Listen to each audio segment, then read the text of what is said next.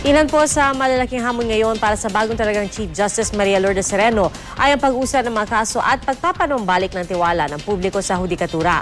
Buo naman ang kumpiyansa at suporta ng Integrated Bar of the Philippines sa bagong punong mahistrado.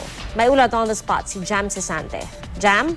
Yes, Tia, marami ang pagsubok na kinahaharap si Chief Justice Maria Lourdes Sereno sa kanyang pag-upo bilang pinakamataas na opisyal ng hudikatura. Ayon yan sa Integrated Bar of the Philippines.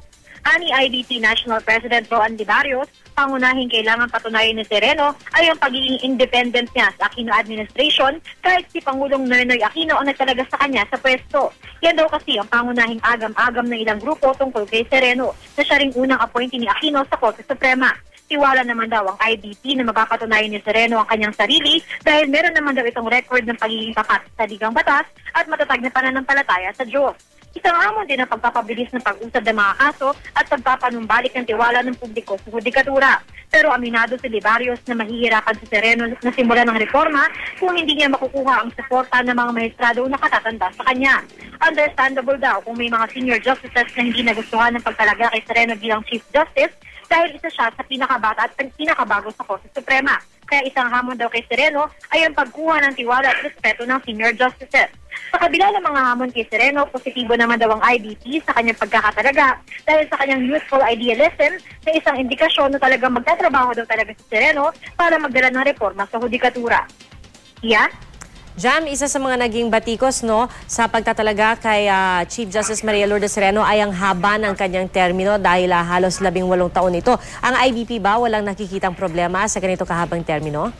Pero sabi sa atin ni IDP President Roan Libarrios, magiging problema daw itong 18 years na pag-upo ni Chief Justice Sereno sa pwesto kung magiging masama yung kanyang pamamalakad sa Korte Suprema.